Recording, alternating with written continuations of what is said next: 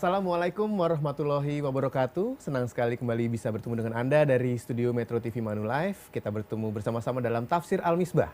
Saya Hilbram Dunar dan seperti biasa kalau berbicara mengenai Tafsir Al-Misbah tentunya bersama Pak Quraish Shihab. Assalamualaikum Pak Quraish. Waalaikumsalam warahmatullahi. Dan tamu kita kali ini adalah Mary Putrian. Apa kabar? Assalamualaikum. Alhamdulillah, waalaikumsalam warahmatullahi wabarakatuh. Wassalamualaikum. Udah siap pertanyaannya diajukan ke Pak Quraish? Insya Allah. Tenang, sabar. Iya. Nanti dulu. Mau langsung nih. Jangan nanti dulu. Menikmati indahnya bulan suci Ramadan, senang sekali kalau kita bisa bersama-sama di mana pada kesempatan kali ini Tafsir Al-Misbah akan membahas mengenai surat Asy-Syu'ara yang akan dimulai dari ayat 53. Surat Asy-Syu'ara ini adalah menceritakan bagaimana perintah Tuhan kepada Nabi Musa untuk menyelamatkan Bani Israel dari Fir'aun. Ya. Bisa kita mulai Pak Quraish. Baik, bismillahirrahmanirrahim. Ayat 53 sebelumnya, ayat-ayat yang lalu itu berbicara juga tentang Nabi Musa. Beliau diutus kepada Bani Israel. Tetapi ketika itu Bani Israel yang ada di Mesir dikuasai oleh orang Mesir.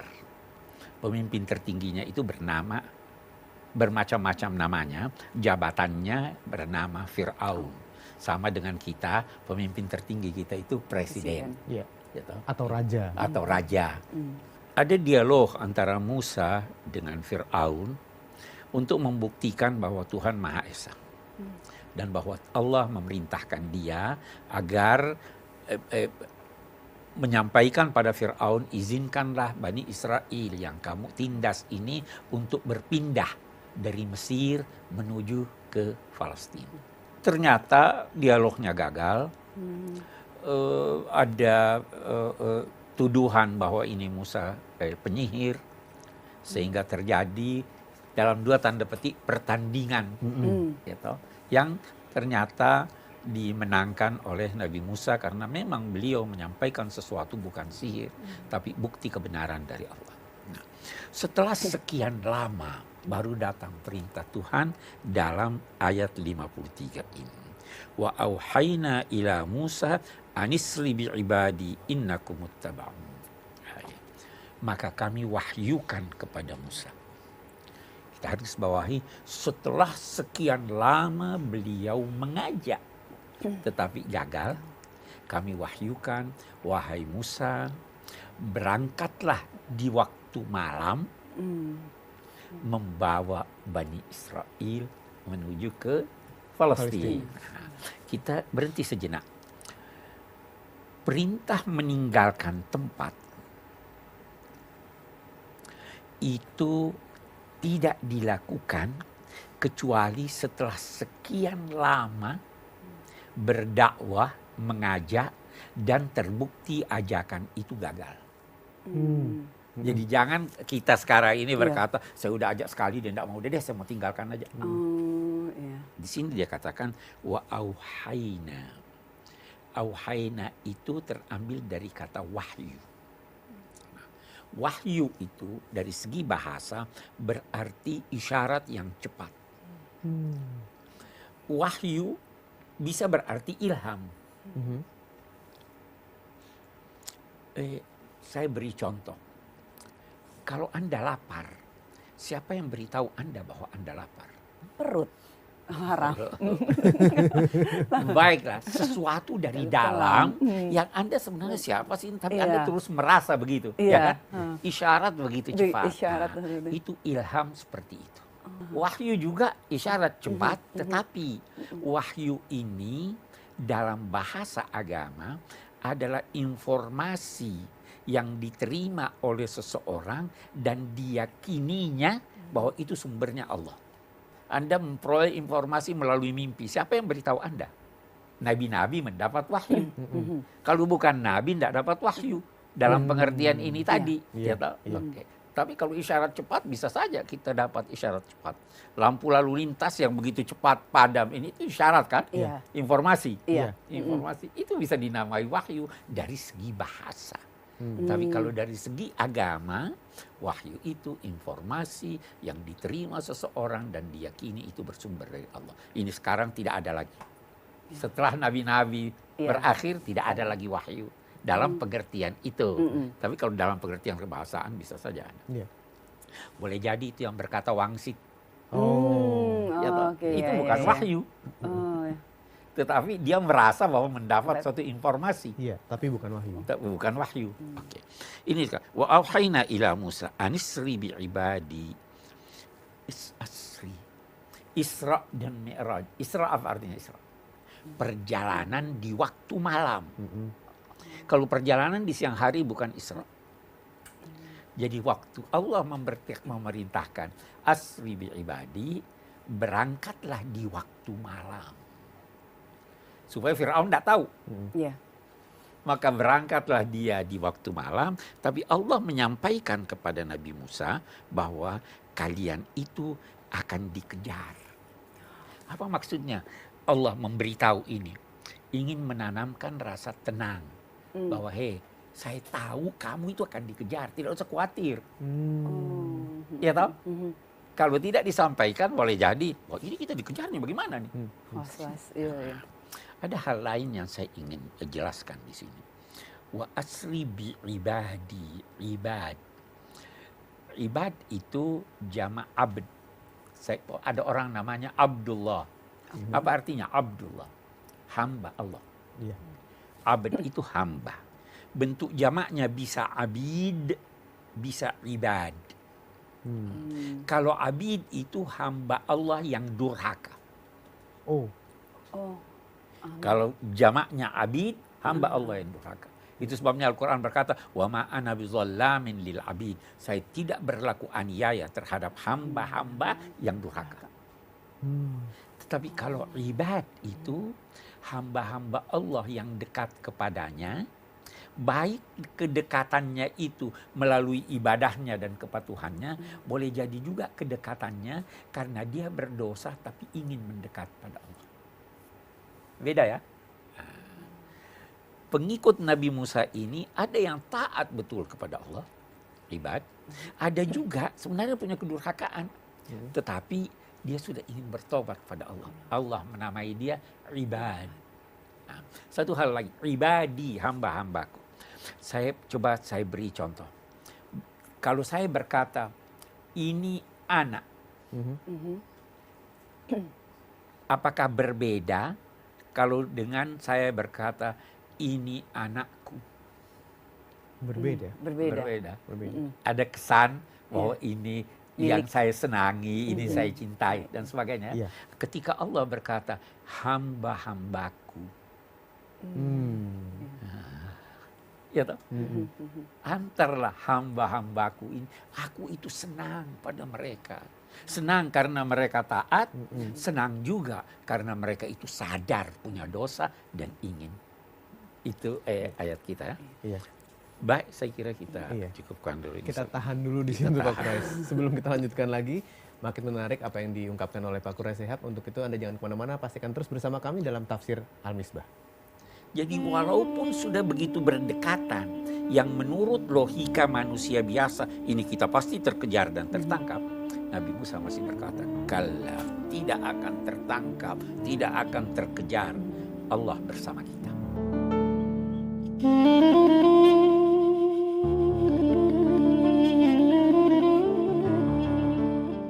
Anda menyaksikan Tafsir Al-Misbah dan kita lanjutkan lagi. Tadi pada segmen sebelumnya Pak Quraisy menjelaskan bahwa Allah memerintahkan kepada Nabi Musa untuk mengajak kaum Bani Israel hijrah pada waktu malam hari. Dan diungkapkan adalah, bawalah hamba-hambaku. Luar biasa tadi Pak Quraisy menjelaskan bahwa ada kataku di belakang kata hamba-hamba itu memberikan perbedaan yang cukup signifikan. Seperti kalau kita menyebutkan ini anakku sama ini anak. Ada kedekatan yang lebih pada saat kataku dimasukkan ke dalam menjelaskan anak tadi atau menjelaskan hamba tadi. Silakan Pak. Baik, kita silakan. Maka berangkatlah Nabi Musa. Anehnya atau yang perlu kita garis bawahi, bahwa mereka itu berangkat tidak dari Mesir melalui jalur yang dekat ke Palestina, tapi diambil jalur yang jauh. Apa makna itu? Bahwa walaupun Anda sudah mendapat jaminan dari Allah bahwa kamu akan selamat, tetapi tetap harus berhati-hati dan berusaha mencari jalan yang kira-kira tidak mudah. Kita sekarang satu contoh, Allah menjamin rezeki buat kita. Iya. Apa kita berpangku tangan? Enggak. Harus berusaha, Bekerja. harus mencari. Pagi hari Fir'aun tahu sudah berangkat. Maka dia di sini dikatakan, maka Fir'aun segera mengutus ke daerah-daerah untuk mencari jalur yang mana yang dilalui oleh Musa. Nah, dia tahu jalurnya, maka dia ikuti dari belakang. Atau fa arsala Fir'aun fil madain syirin. Baru dia katakan, inna haula ila syirzimatun qalilun. Hei, kita harus kejar dia, kita harus tangkap dia. Kita harus tidak boleh mereka itu meninggalkan kita. Jangan khawatir, mereka itu adalah kelompok kecil yang sedikit. Jadi kalau banyak boleh jadi takut. Jangan khawatir, mereka syirzima. Kelompok kecil yang tadinya berkumpul banyak sekarang sudah pecah belah. Tinggal sedikit. Wa innahum lana laghaizun. Dan mereka itu ketika meninggalkan kita akan merasa mendapat kesulitan apabila mereka meninggalkan kita. Kenapa? Karena mereka buruh. Mereka pekerja. Iya. Ya kan? Iya. Jadi kalau dia meninggal kita, siapa yang urus kita? Itu satu. Yang kedua, kita juga marah kepada mereka. Kenapa marah? Ada sebagian dari Bani Israel itu yang berutang pada orang-orang Mesir. Jadi dia tinggalkan kita lah, utangnya bagaimana nih? Yang harus dikejar dia. Terus, wa inna la jami'un hadirun atau hadirun. Kita ini kelompok yang besar yang harus berhati-hati dan harus menangkap mereka. Maka fa akhrajnahum min jannatin wa uyun wa kunuzin wa maqamin karim. Begitulah Allah melakukan dalam dua tanda petik tipu dayanya. Melakukan langkah-langkah yang menjadikan mereka Fir'aun dan pengikut-pengikutnya itu meninggalkan tempat tinggal mereka. Meninggalkan kebun-kebun mereka, mata air yang memancar, meninggalkan perbendaharaan mereka, meninggalkan tempat-tempat yang nyaman buat mereka. Bagaimana? Kan pergi kejarlah ini, ditinggal ini semuanya. Sehingga pada akhirnya semua tenggelam di sana dan apa yang ditinggalkannya itu menjadi milik orang lain. Kadzalika wa auratnaha Bani Israil, demikianlah kami lakukan, demikian tipu daya Tuhan, demikian pengaturan Tuhan. Dan itu kami wariskan kepada Bani Israil. Jadi apa makna ini? Kalau Tuhan mau turun tangan, jangan anggap kekuasaan Anda, kekayaan Anda akan kekal terus bersama Anda. Kita lanjutkan. Fattaba'uhum musyriqin. Maka begitulah Fir'aun mengejar mereka sejak pagi hari ke arah timur. Dan ketika kedua kelompok sudah saling melihat. Jadi ini sudah sangat berdekatan ya. Ini di depan, ini di belakang. Sudah, ini di depan, ini di belakang. Ketika kedua kelompok sudah saling melihat, pengikut-pengikut Musa berkata, sungguh kita pasti akan terkejar. Sudah takut. Apa kata Musa? Qala kalla inna ma'iya rabbi sayahdin. Sama sekali tidak. Kita tidak akan terkejar. Tuhan bersama aku. Dia akan memberikan petunjuk kepada aku. Nabi Musa sudah disampaikan oleh Allah bahwa dia akan terkejar dan Allah akan bersama dia. Jadi walaupun sudah begitu berdekatan, yang menurut logika manusia biasa, ini kita pasti terkejar dan tertangkap. Nabi Musa masih berkata, kalla, tidak akan tertangkap, tidak akan terkejar. Allah bersama kita. Allah, hal yang menarik lagi. Kita lihat ini redaksinya. Inna ma'iya rabbi sayahdin. Sesungguhnya bersama aku, Tuhanku, Dia akan memberi petunjuk kepadaku. Mari kita bandingkan ucapan Nabi Musa ini dengan ucapan Nabi Muhammad ketika dikejar-kejar juga waktu hijrah. Apa kata Nabi Muhammad? La tahzan innallaha ma'ana. Sayyidina Abu Bakar sedih, takut. Nabi Muhammad berkata, jangan sedih, jangan takut, Tuhan bersama kita. Bukanku. Bukan aku.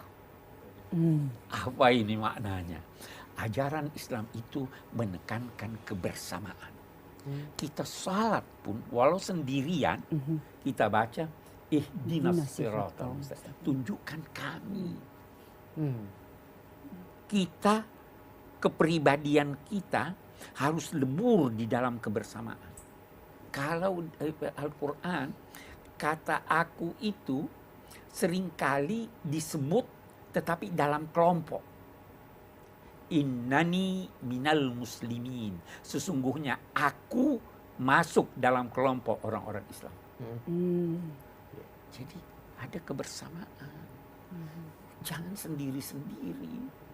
Nabi bersabda, alaikum bil jamaah.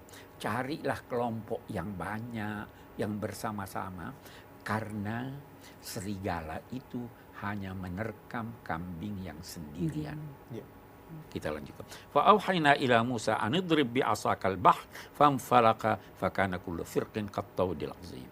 Maka kami wahyukan kepada Musa, pukullah dengan tongkatmu laut itu. Maka dia serta-merta terbelah menjadi jalan-jalan, setiap bagian dari yang terbelah itu bagaikan gunung yang besar. Jadi ini Laut Merah terbagi. Maka pengikut-pengikut Nabi Musa ini jalan di darat yang lautnya sudah terbelah. Begitu sampai di pantai sana, Fir'aun masuk dan menenggelamkan mereka semua. Ini sesuatu yang bersifat luar biasa. Jadi berarti ini kuasa Allah. Memang dalam hidup ini ada yang dinamai rasional. 1 tambah 1 2 rasional. Ada yang irasional. Hidup ini begitu. Ada hal-hal yang kita tidak bisa jangkau oleh akal kita. Bahkan boleh jadi terjangkau oleh akal Anda, ada akal orang yang di pedalaman dan itu tidak terjangkau oleh akalnya. Ya kan? Jadi ada yang suprarasional. Ini ajaran Islam, ajaran agama seperti itu. Saya kira itu yang Baik, kita tahan dulu Pak Quraish. Setelah ini Mary punya kesempatan untuk bertanya sama Pak Quraish apapun itu ya. Mudah-mudahan pertanyaan Mary Putrian juga mewakili pertanyaan Anda yang tidak bisa hadir di studio untuk bertanya langsung kepada Pak Quraish Shihab. Untuk itu Anda jangan kemana-mana, kami akan segera kembali tentunya dalam Tafsir Al-Misbah. Pelajari hidup Nabi Muhammad. Dia dikenal pembohong? Tidak. Dia dikenal jujur? Iya. Dia dikenal baik? Iya. Dan sebagainya. Kalau begitu, walaupun Anda tidak paham ini, Anda bisa yakin bahwa apa yang disampaikannya itu benar.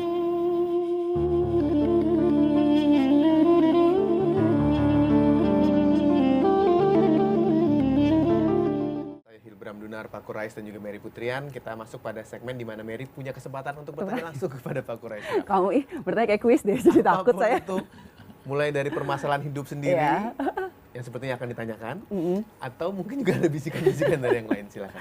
Enggak, tapi mungkin gini ya Pak Quraish Shihab, yang saya tahu gitu, mungkin banyak orang gitu yang memang mereka khatam Quran gitu kan ya Pak, tapi ternyata mereka tidak memahami dan benar-benar mengerti sebenarnya apa yang mereka baca gitu. Mungkin sama halnya juga dengan saya. Kalau tadi saya mendengarkan penjelasan Bapak, saya baru memahami gitu bahwa gitu ya, apa yang Allah turunkan gitu ya kepada para nabinya itu adalah menjadi sebuah keyakinan. Nah, bagaimana dengan kita gitu yang memang belum begitu sesungguhnya sangat meyakini. Jadi kesadaran apa kita sebagai manusia harus memang benar-benar sekedar yakin, bukan hanya di mulut gitu, tapi memang benar-benar meyakini setiap ayat-ayat Allah yang ada 6.325 atau 6 gitu yang ada di Al-Quran gitu, untuk bisa menjadi pedoman hidup kita. Mari kita lihat. Ada beberapa cara. Saya ambil contoh. Anda sakit. Anda ke dokter. Diberi obat oleh dokter. Anda tahu obatnya? Enggak semua tahu. Tidak tahu. Boleh jadi Anda tahu namanya. Iya, tidak tahu komposisinya. Ya toh? Boleh jadi juga namanya tidak tahu. Anda mau minum. Minum. Kenapa? Karena Anda percaya Iya, pada ada dokter. Ya kan? Iya. Percaya pada dokter. Oke. Kenapa percaya pada dokter? Ahli. Dari mana Anda tahu dia ahli? Sekolah. Sekolah. Anda tahu dia sekolah. Anda tahu bahwa ini dokter tangannya dingin. Biasa kita katakan Iya. begitu toh. Ini dia punya pengalaman. Ini sehari-harinya dia memberi pengobatan yang baik. Nah, jadi walaupun Anda tidak tahu apa Isinya, obatnya, tetapi kalau Anda yakin bahwa ini dokter pandai, Anda ikuti. Ya. Nah, sekarang Quran ini, Anda tidak mengerti apa artinya, tapi siapa yang menyampaikan ini? Nabi Muhammad. Pelajari hidup Nabi Muhammad. Dia dikenal pembohong? Tidak. Dia dikenal jujur? Iya. Jujur. Dia dikenal baik? Iya. Dan sebagainya. Kalau begitu, walaupun Anda tidak paham ini, Anda bisa yakin bahwa apa yang disampaikannya itu benar. Nah, ini satu. Nah, yang kedua, kalau mau bertambah, pelajari apa yang disampaikannya. Komposisi obat ini begini. Kalau ini bisa mengakibatkan ini. Kalau Anda tahu itu, Anda lebih mau minum obatnya. Ya tahu? Iya. Jadi kalau Anda membaca Al-Quran dan mempelajari kata-katanya, memahami maksudnya, itu bisa menambah Anda lebih percaya pada Al-Quran, lebih percaya ini.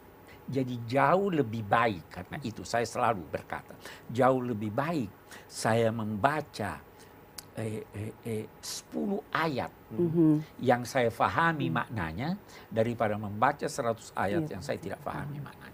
Walaupun itu bukan berarti bahwa orang yang tidak faham maknanya tidak ada manfaat buat dia. Ada manfaat buat dia. Saya bisa beri contoh satu lagi. Ada seorang ibu tidak pandai membaca dan menulis. Tukang pos datang beri dia surat. Dia tidak tahu apa isinya, dia tidak tahu ini. Oke deh, simpan aja di situ. Nah, tapi di kali lain, tukang pos datang memberitahu, ini ada surat dari anak ibu. Bergetar enggak hatinya? Iya. Karena ada getaran hati, ibu yang tidak bisa membaca ini tadi pergi kepada orang. Iya. Tolong bacakan saya, tolong ulangi itu sehingga dia paham. Habis itu dia ambil, dia taruh surat tadi. Begitulah kita dengan Al-Quran yang tidak paham. Nah, kalau Anda membaca Al-Quran, membaca kitab suci, dan merasa bahwa ini adalah firman-firman Allah, walaupun Anda tidak mengerti artinya, tapi akan bergetar hati Anda. Ya, saya kira begitu. Iya, baik. Menyambung dari pertanyaan Mary juga dari apa yang tadi Pak Quraish katakan. Giliran saya yang bertanya, Pak. Pada saat kelompok Nabi Musa sudah semakin didekati oleh kelompoknya Fir'aun, lalu Nabi Musa bilang, jangan khawatir, Tuhan bersamaku. Pengikutnya, apakah merasa tenang dan langsung percaya, Pak Quraish? Seperti kita kalau tiba-tiba percaya pada pemimpin, kalau dibilang tenang, apa kita juga harus tenang atau tetap harus waspada? Kewaspadaan terus ada. Nabi Musa pun tetap waspada. Ketenangan harus ada juga. Anda tidak bingung, tidak hilang pegangan, tapi optimisme ada. Nah, itu satu. Yang kedua, dalam konteks Nabi Musa, kelihatannya tidak ada waktu yang terlalu lama berselang itu. Begitu dia dikejar, begitu terjadi ini, diwahyukan dengan cepat, pukulkan tongkatmu, terus mereka berlari semua ke sana dan selesai. Ini dikatakan fa'auhaina. Kata fa dalam bahasa Arab itu adalah suatu peristiwa yang terjadi seketika setelah terjadinya peristiwa sebelumnya. Saya akan beri Anda contoh. Si A datang, kemudian si B. Iya. Jadi mungkin berpikir itu sudah tidak ada lagi, langsung kenyataan. Iya, karena langsung kejadian di situ. Langsung kejadian. Ya, terima kasih Pak Quraish. Pertanyaan berikutnya. Iya, tadi kan di awal Pak Quraish mengatakan gitu bahwa Nabi Musa ataupun Nabi Muhammad, mereka tidak pernah sekali dua kali mencoba untuk terus mengajak dalam sebuah kebaikan gitu ya. Nah, terkadang kita sebagai manusia kurang memiliki kesadaran itu.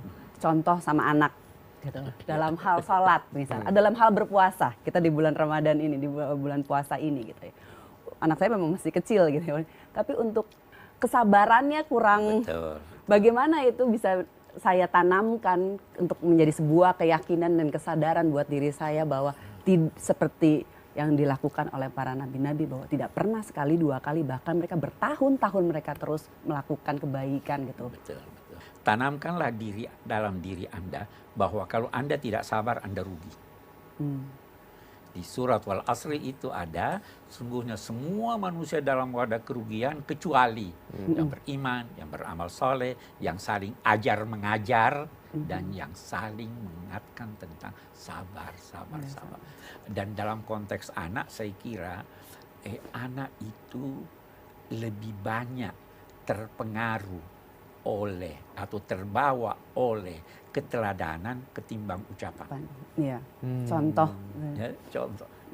Sholat aja anak ikut itu. Iya, betul. Pasti mau ikut. Pasti ikut. Saya kira itu. Iya. Baik. Masih ada pertanyaan, Mary? Sabar dulu, sabar dulu. Saya juga masih banyak pertanyaan yang ingin saya ajukan kepada Pak Quraish. Siap. Untuk itu Anda jangan kemana-mana, tetap bersama kami dalam Tafsir Al-Misbah. Yang mestinya kita namai nurani, yang bisikan yang membawa cahaya. Itu sebabnya para filosof berkata, sebenarnya nurani itu, atau apa yang dinamai nurani itu, dibentuk oleh pengalaman dan pengetahuan.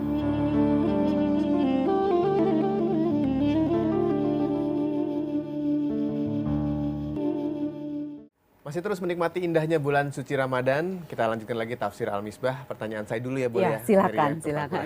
Tadi dikatakan bahwa Allah meminta atau menyuruh Nabi Musa untuk menyelamatkan kaum Bani Israel. Pertanyaannya adalah kenapa kaum Bani Israel pada saat itu, Pak Quraish? Kenapa nggak kaum-kaum yang lain? Setiap nabi yang diutus oleh Allah atau diangkat oleh Allah itu diutusnya kepada kelompok tertentu. Yang disebut dalam Al-Quran 25 nabi.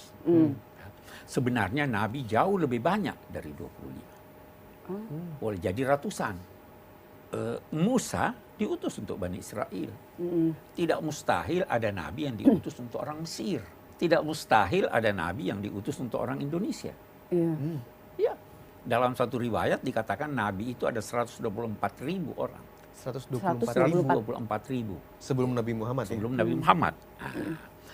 Nabi-nabi ini diutus untuk kaumnya. Al-Quran berkata tidak ada suatu negeri pun kecuali kami telah mengutus pemberi ingat buat mereka.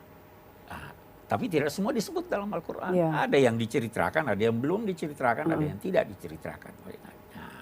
Tapi Nabi Muhammad sebagai nabi terakhir, beliau itu diutus untuk seluruh manusia sejak masa beliau sampai akhir zaman. Jadi di sini yang diceritakan, selamatkan Bani Israel karena itu tugasmu. Kamu bertugas ke sana. Iya. Jelas ya? Ya, baik. Terima kasih Pak Quraish. Saya ya gilirannya. Ini kita tektok sih. Tapi kalau tadi juga dikatakan gitu ya, Pak Quraish, saya ingin bertanya, manusia kan terkadang memang ada suara hati, namanya seperti itu ya, siap ya. Mungkin kalau para nabi meyakini gitu apa yang diturunkan itu memang dari Allah, wahyu itu dari Allah. Nah kalau manusia suara hati, bagaimana kita meyakininya bahwa mungkin suara hati itu memang benar gitu dan sesuai dengan Al-Quran gitu, atau memang suara hati itu kadang hanya hasutan saja gitu untuk kita melakukan hal yang sebenarnya tidak sesuai dengan koridor Allah. Ada orang berkata nurani. Iya, nurani. Tidak semua suara hati itu nurani. Suara hati itu bisa merupakan bisikan malaikat, bisa merupakan bisikan setan. Yang mestinya kita namai nurani, yang bisikan yang membawa cahaya. Itu sebabnya para filosof berkata, sebenarnya nurani itu, atau apa yang dinamai nurani itu, dibentuk oleh pengalaman dan pengetahuan. Bisa jadi seorang, saya beri contoh, penganut faham materialisme, yang berjuang untuk itu sesuai nuraninya atau tidak? Menurut dia sesuai nuraninya. Dia percaya itu. Karena dia percaya itu. Menurut Anda? Enggak. Apakah keikhlasannya lebih sedikit dari keikhlasan Anda? Enggak juga. Tidak. Jadi hati-hati dari bisikan ini. Itu sebabnya di dalam Al-Quran dikatakan diperintahkan untuk bermohon perlindungan dari Allah dari bisikan-bisikan setan. Bisa jadi yang Anda anggap baik itu bisikan setan. Kalau begitu perlu ada tolok ukur dong. Iya. Nah, tolok ukur kita kalau sebagai Muslim Quran sesuai enggak dengan Quran atau tidak? Iya. Ada orang, contoh yang lain, ada orang berdoa, ya Allah, ini ada 2 nih yang melamar saya, ya kan? Iya. Minta doa kan? Minta doa. Yang mana? Yang terbaik? Bisa salah pilih Mas ya? Bisa. Siapa yang salah? Jangan salahkan Tuhan. Iya, hati nurani. Hati Anda yang pilih. Oh. Kalau begitu harus lebih dekat lagi pada Tuhan. Iya. Lebih serius lagi. Lebih berpikir lagi. Sehingga pada akhirnya itu betul-betul adalah bisikan malaikat. Jangan jadikan tolok ukur Anda manusia. Iya. Anda akan bingung. Ini baik, ini baik. Iya. Jangan jadikan itu tolok ukur. Jadikan nilai-nilai itu sebagai tolok ukur. Oh, ini baik karena sesuai dengan nilai-nilai Quran. Ini orangnya baik, tetapi pilihannya keliru. Ya kan begitu. Nilai-nilainya yang jadi tolak ukurnya. Kita lihat nilainya apa. Ya, Pak Quraish, kalau kita bicara mengenai nurani tadi, lalu kita mendapatkan bisikan atau kebenaran lah. Bentuknya seperti apa, Pak? Apakah kita mendengar, merasa dalam mimpi atau macam-macam cara yang bisa. Saya beri contoh, itu ada dalam ajaran agama yang dinamai optimisme. Optimisme itu bisa lahir dari kehadiran seseorang yang mempunyai nama baik. Persoalan kita sangat sulit. Tiba-tiba datang satu orang yang bernama Sahal. Sahal itu artinya mudah. Maka Nabi berkata, urusan kita sudah dipermudah Tuhan. Itu sebabnya nama perlu nama yang baik. Iya. Itu menanamkan pada Anda optimisme. Jadi petunjuk-petunjuk itu bisa lahir dari perasaan yang penuh keyakinan di dalam hati, bisa jadi dari fenomena-fenomena yang ada, bisa lahir dari mimpi dan lain-lain sebagainya. Iya, baik. Tahan dulu Pak Quraish, tetap bersama kami, jangan kemana-mana. Masih ada waktu kita untuk bersama-sama dalam tafsir Al-Misbah. Seandainya orang yang dibawa berkata, kita mau cari mudahnya. Kita bocorkan perahu, ambil dari bawah. Mudah enggak? Mudah. Tapi bahaya enggak? Bahaya.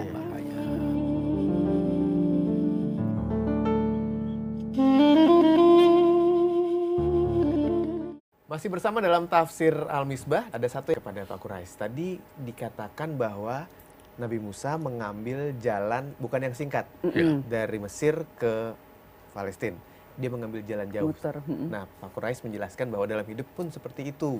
Kita jangan cuma nyari gampangnya saja, tapi tetap harus mau berusaha. Tapi kalau mau gampang boleh kan, Pak? Boleh. Bahkan dianjurkan. Nah, bagaimana tuh? Dianjurkan yang gampang, tetapi yang tidak menimbulkan risiko. Saya mau beri contoh yang gampang. Dalam satu hadis, Nabi pernah bersabda begini. Kita ini umat manusia berada dalam satu perahu. 2 tingkat. Tingkat atas dan tingkat bawah. Orang yang di tingkat bawah ini, kalau mau ambil air, dia harus naik ke tingkat atas untuk menurunkan timbanya ngambil air. Seandainya orang yang dibawa berkata, kita mau cari mudahnya. Kita bocorkan perahu, ambil dari bawah. Mudah enggak? Mudah. Tapi bahaya enggak? Bahaya. Kalau yang di atas tidak melarang yang di bawah membocorkan perahu akan karam dan semua akan binasa. Ya kan? Yeah. Hidup kita sekarang seperti itu. Kalau Anda membiarkan orang, yang gampangnya aja, ini sudah gampang, ini sudah gampang. Kalau itu memudahkan tanpa merugikan, silahkan. Nabi tidak dihadapkan pada 2 alternatif yang dua-duanya boleh, kecuali dia ambil yang paling mudah. Kalau dua-duanya boleh, dia ambil yang paling mudah. Tapi jangan merugikan. Karena agama ini menghendaki kemudahan. gampang itu berbeda dengan mempergampang. Nah, iya. menggampangkan. Bahasa Menggampangkan. Jangan menggampangkan. Saya kira begitu. Iya, baik. Cari yang mudah tapi jangan merugikan. Ini juga berlaku untuk Anda, untuk saya, untuk kita semua. Yang paling sederhana adalah dari jalanan. Iya. Cari yang mudah tapi jangan merugikan orang lain. Jangan melanggar aturan. Jangan menerobos jalan satu arah.